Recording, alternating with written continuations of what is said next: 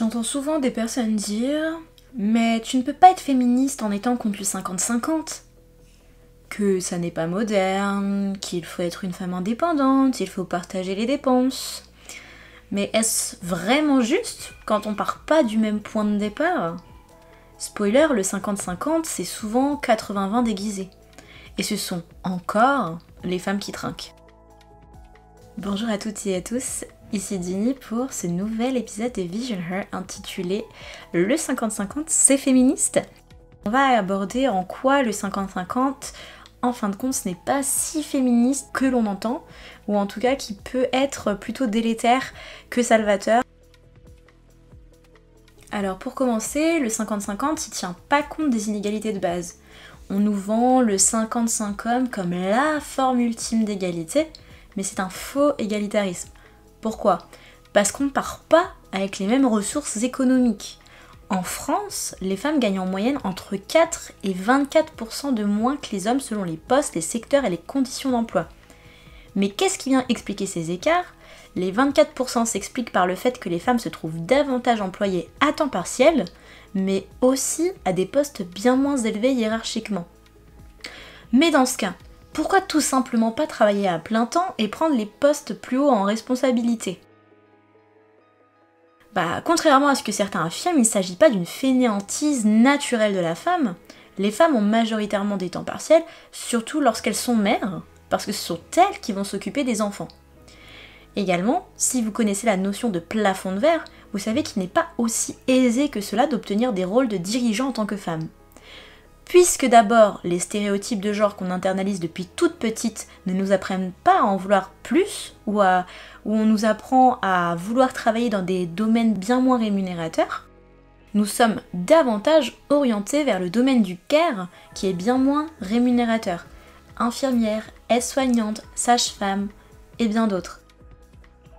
Et quand bien même certaines femmes échappent à ces pensées limitantes pour elles-mêmes, elles vont échouer à obtenir ces postes puisque le système les pense bien moins compétentes qu'un homme. Très souvent, on peut entendre que cela est à cause d'un manque de contrôle de nos émotions. On va pas faire de commentaires sur la réaction de certains hommes lors de la défaite de leur équipe de foot favorite. Quand bien même les femmes vont outrepasser ces difficultés, leurs propres pensées limitantes, et qu'elles vont également convaincre les recruteurs de les prendre dans des postes à haute fonction, il demeure ces 4% de différence.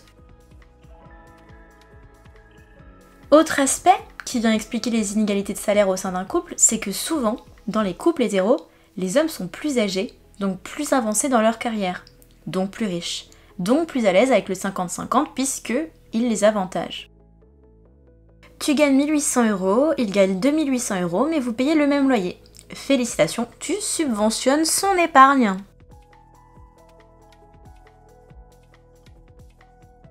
Ensuite, second point, le coût invisible de la féminité. Être une femme, ça coûte plus cher, et pas par choix. Il y a une pression esthétique permanente. Maquillage, épilation, soins anti-âge, des vêtements propres, bien coupés, avec la bonne colorimétrie. Ça représente des centaines d'euros par mois, pour simplement être présentable. Sans parler des phénomènes de mode qui changent constamment, phénomènes de mode qui viennent jusqu'à impacter nos silhouettes. Prenons l'exemple du corps en sablier avec des proportions déformées, exagérées, qui a lancé le BBL. Donc l'opération de chirurgie très dangereuse comme phénomène de mode. Et c'est pas un détail, ce sont des attentes sociales pesantes. Une femme négligée sera jugée, alors qu'un homme, on se dira, il est authentique. On parle de la taxe rose, ces produits genrés coûtent plus cher. Rasoir, shampoing, soins, pour des produits quasi identiques.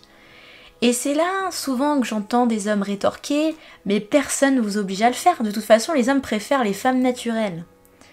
Au-delà du fait que beaucoup d'hommes ne font pas la différence entre une femme non maquillée et une femme maquillée avec des couleurs neutres, est-ce que vous avez conscience, est-ce que vous avez connaissance du pretty privilege ? Ce concept qui explique qu'il est beaucoup plus simple dans la vie d'être belle ou beau, parce que davantage de personnes vont nous accorder des qualités positives si elles nous trouvent attrayantes. Très sérieusement, Qui sait s'il avait le pouvoir de rendre sa vie plus simple ne le ferait pas. Donc non, effectivement, nous ne sommes pas obligés de nous maquiller, mais cela nous permet de faciliter notre vie sur certains points. Personne n'est obligé de travailler, mais pourtant tout le monde est content d'avoir un salaire. Troisième point, nous allons aborder la théorie des pots de yaourt avec la consommation genrée.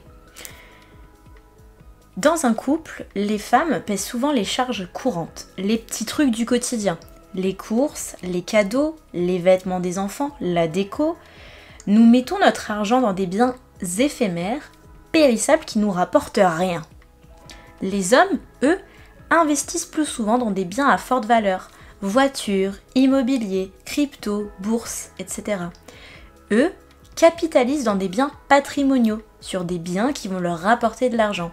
Résultat, les dépenses féminines appauvrissent, valeur immédiate, usage court terme, alors que les dépenses masculines enrichissent, valeur durable, investissement.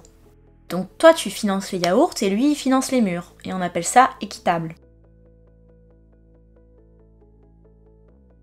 Quatrième point, le 50-50 est souvent perçu pour sa valeur monétaire, au niveau financier, mais on ne parle pas du 50-50 mental ni émotionnel.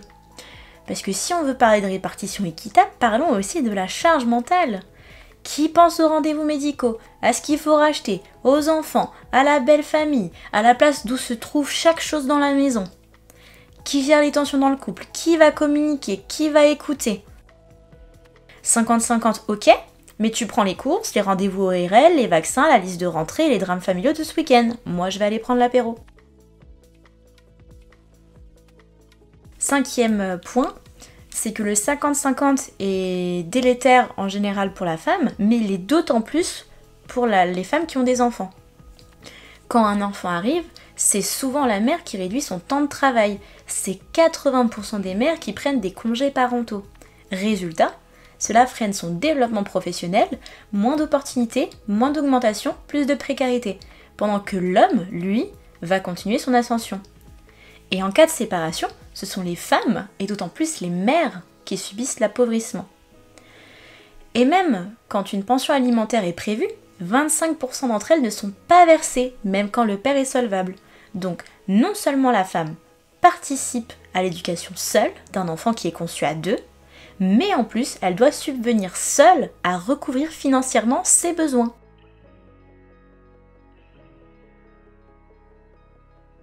Le sixième point, c'est que cette idée du 50-50, elle est souvent brandie par des hommes qui refusent en réalité de remettre en question leurs privilèges. Le 50-50 n'est pas neutre, il s'inscrit dans une histoire sociale et politique. Pour les féministes matérialistes, comme Delphi ou Federici, le foyer c'est un espace d'exploitation gratuite du travail féminin. Tâches domestiques, care, reproduction de la force du travail, tout ça sans rémunération. Le couple hétéro, dans cette vision, est rarement un lieu de libération. C'est souvent un espace où s'organise l'inégalité de façon douce et romantisée. Le couple hétéro est un lieu de reproduction des inégalités économiques. Le 50-50 est une idée cool, mais elle ne remet pas en cause les fondations du patriarcat. Elle le réaménage pour qu'il paraisse plus acceptable. Ce qu'on veut, ce n'est pas partager l'oppression, c'est la démonter. Donc, pour conclure, nous on ne veut pas être entretenus, mais on ne veut plus être exploités. Le 50-50, c'est un écran de fumée qui cache un déséquilibre bien réel. L'amour ne se compte pas en parts égales, il se mesure en justesse, en équité et en courage politique. T'as déjà été en couple 50-50 ou t'avais l'impression de tout faire quand même? Dis-moi ce que tu en penses, et partage à une femme qui mérite mieux que l'illusion de l'égalité. Merci à tous et à toutes de m'avoir écouté, c'était Dini pour Vision Her. Vous pouvez me suivre sur les réseaux sur @visionher2025 ou Vision Her sur Instagram, YouTube, Spotify et TikTok. Je vous remercie, je vous souhaite une très très bonne journée ou une bonne soirée. À très bientôt.